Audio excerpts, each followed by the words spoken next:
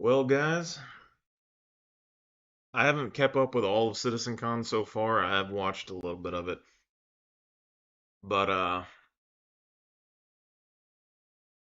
don't know, all the Reddit posts and everything else that we've put over the last few months or whatever so far from what I've seen have been fairly accurate. I mean, no one really was on board with what we were saying um, on Reddit and stuff, so talked about like some animals and variants of animals and stuff in different biomes and all that, which I just saw that they're showing off in CitizenCon now. Planetary tech with the Genesis system, which when people were talking about server meshing and stuff coming, everyone was super hyped with server meshing, and I posted online. I've backed multiple games. Server meshing's, great and all, but win or lose with server meshing, the planetary tech is what's important because that's what you need to build the game and the systems that's required to have, 100 systems in the game. So we got some planetary tech, we got animal tech. The cloth tech stuff was basically, cloth and armor mixtures, which I was talking about before with people. The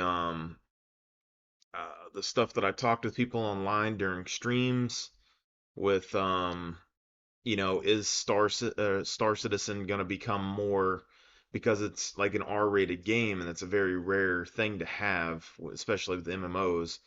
How sci-fi are they gonna go with the game? So StarCraft-esque, um, you know, sci-fi horror because we know that they like the Battlefield games. We know that they liked the Alien. We know that they're nerds for sci-fi. So I expected some aliens, some creatures, some monsters to show up. And although I haven't finished watching day one yet, when they're talking about the Valacar and the variants of the Valacar, and they start showing um, the underground cave variant of the Valacar, which has design elements that basically resemble some of the underground snake looking things from the Alien movies, and like Prometheus and stuff. So, or maybe even like partially like the creatures on that last Riddick movie. I forgot what I think it was just called Riddick. It's basically that remake of like Pitch Black when Riddick Vin Diesel bought the rights to the movie and remade the next one, which is weird. But I mean, so far we've pretty much hit most of the topics throughout the year on what was coming. And I am kind of excited to see what keeps going now. I think I don't know if they already showed who the legendary person from CitizenCon's past was. Um, I think they said something about a person that was the Carrick pilot. And if that's true, then I guess that would make sense as well because it has to deal a lot with exploration. With the Carrick and everything that they're showing is a big, big boon to exploration in general. And honestly, from what I'm seeing at the moment, this is really getting me to double down on exploration as a gameplay, which a lot of people just, they haven't really did. Um, but my whole ship fleet design is based on ground combat and exploration, and that's been the goal for a while. I assumed that was going to be the major thing that would be super interesting, and right now, just with the Valakar alone, that's a lot of possibility, and if that's coming with 4.0 Pyro, like not only finding that'd be a big org event. Finding, preparing for, fighting the Valakar, but also you're gonna have to fight off pirates because they're gonna be coming after you, and also probably fighting Valakars and stuff as well. So basically, having a huge org battle with NPC creatures on a planet and trying to not draw attention to yourself from enemy ships is going to be a big deal. And this is also having me double down with things like the Kraken because you're going to need places for people to rearm repair. You're going to need things for people to use against these creatures, and also the arrow. It's making me go back more into the arrow and all of that. The plans that we've had, having smaller fighters instead of the bigger fighters for planetary combat, from all the benefits that we had before, but also because the arrow is smaller, it's more nimble, it's going to be more of a high skill ceiling fighter jet that's capable of help dealing with some of these bigger creatures, it seems like. But you also got to think maybe unless certain explosives and stuff impact the drops that come from creatures, um, you could just hit these things with like size 9 torps or bomb runs, or when the Polaris comes, you're gonna hit it with a size 10 torp, and probably like one tap it. So there are some potential options here, depending on how much value these creatures have. But this also is pushing into why I was saying that the Aquila is the best Connie, and nobody was really on board with that. Um, but it's gonna be the best Connie unless they change things, because the Taurus and the Andromeda just don't really have the fuel capacity to compete with an Aquila over a planetary surface with hydrogen fuel, even if the quantum is the same. And the Taurus, it can hold more cargo, which is going to be good, but when you have a big fleet, you don't need cargo space really because you have a lot of cargo space. Like the Kraken has 3,000 something cargo space. If you think you need more cargo, there's a problem there. But we have seen they also talk about planets degrading buildings and stuff, which can probably degrade ships. But it's splitting my need for a Pioneer. I partially still kind of want a Pioneer to be able to build ground bases on the surface and to build refineries and manufacturing plants on the surface. If you could potentially build like ballistic ammo or just mining more resources out of the ground. But when it comes to exploration, I don't necessarily need ground structures, and we still don't know what buildings these ground vehicle could potentially do when you're actually building ground bases, because they had small, medium, large, and extra large buildings. Pioneer can build all of them up to extra large, and it has 600 SCU of storage space. But a Liberator also has 600 SCU of storage space. And if you can buy mining plants and power plants and all of that and store it in the same amount of space on a Liberator, for instance, and transport it and then just unload one or two ground vehicles. Say you can build medium buildings with the ground vehicle. Do you really need more or less for that? Like, I'm perfectly fine with medium refineries and medium mining lasers if that's really what I have to do. And depending on how many materials that you need to build a building, I could see like an extra large mining laser being more expensive, like per cost, like per part to build, and being more of a stay in one place, mine everything thing. And then the smaller mining lasers, like medium and small size, if they do have those, um, being more of like you pick them up, you put them down, you pick them up, you move them down. Mass production just all over. Maybe not the most efficient, but you're able to kind of produce what you need to do and get out of there. And if that's the case, then I'm on board with it. But we're already we're already looking into the more exploration, boys. And I like the idea of exploration. And right now, as they've showed in the Citizen Con, it looks to be the best loop, I think, for myself.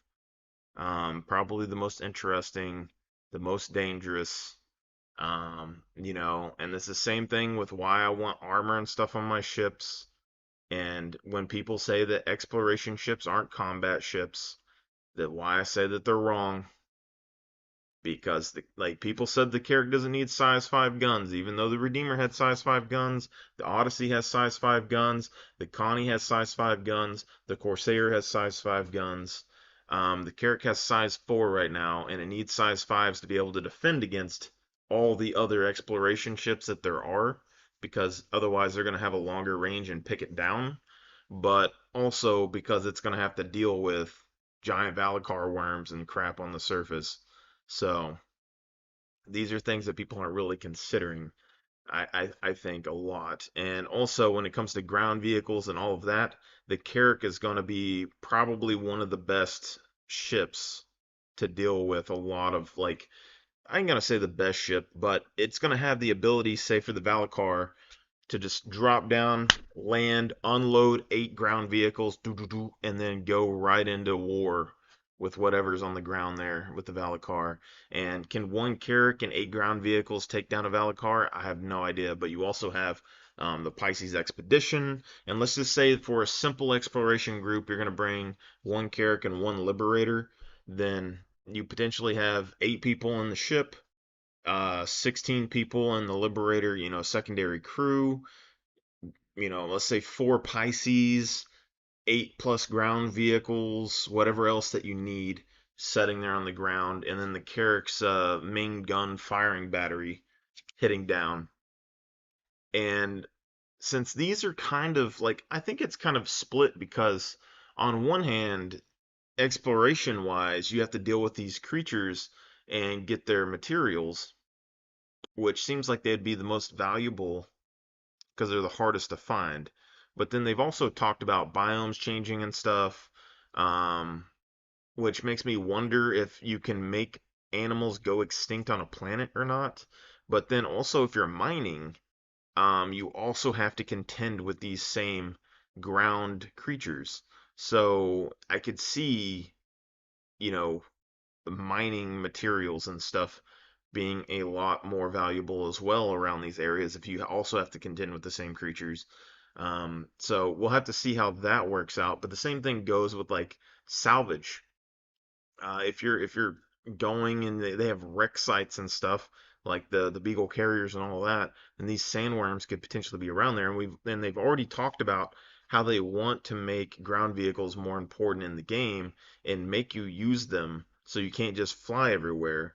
Well, that makes ground exploration, ground traversal for all the game loops even that much more difficult, even that much more important when it comes down to things. So having spares, having the ability to move multiple vehicles around on the ground seems like it's going to be a very good deal. And then, you know, it's going to help you with all your gameplay loops. It's going to help you with your exploration. It's going to help you in PvP potentially, ground-based assaults.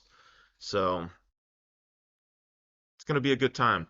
If we don't do a Pioneer also, we could grab another Carrack, which I'm still kind of on board with.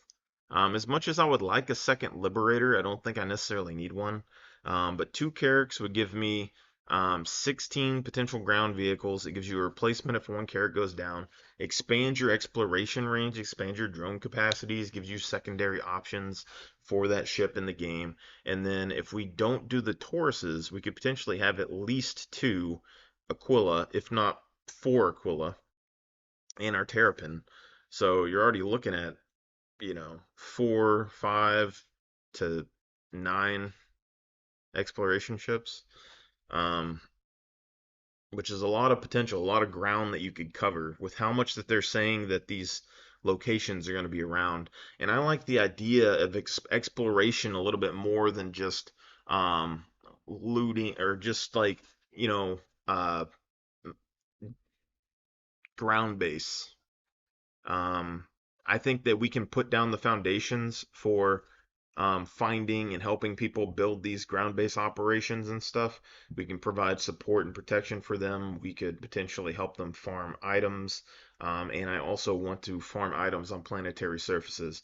But uh, if we can just make the money to buy like a Pioneer or something in game and then start producing ground buildings, maybe that would make more sense. I don't really know. As long as we can attack and defend things on the ground, that's the main thing. But The Kraken in this situation just seems like a very, very good ship to have for these sort of events. And also with the armor systems and stuff coming in, and even just the weaponry in general, the fact that like the Carrack and the Kraken both have top decks, which no one really talks about that much besides the fact that you can like land ships on them. A top deck is very, very versatile when you look at the weapons that you can have in the game. You're talking about sniper rifles, rocket launchers, rail cannons, all of that, and also having a defensible position to fire them off of is kind of a big deal. Like theoretically on the character, you could have any number of people standing on top of that ship while you like fly into combat or anything else with like rail guns, which is a huge boon potentially in a combat situation or a ground-based situation as well. So, and then adding on top of that, since we've been thinking more and more about the anvil arrow, and the arrow can fit inside of the bay for a Carrack, but it can't close the door on the arrow. But if it can fill up inside of that Carrack, then having two Carracks can also extend the range of your basically your arrow fighters that are on top of your Kraken in multiple areas on a planet, or you can do a two Carrack chain for the arrows to go and refill as they go to a combat situation. And then if you have like a Vulcan on top of that, you could go Vulcan, Carrack, Carrack, boom, boom, boom, and then when your fighters need to like go and repair or whatever, they go back to the Vulcan. So number of things.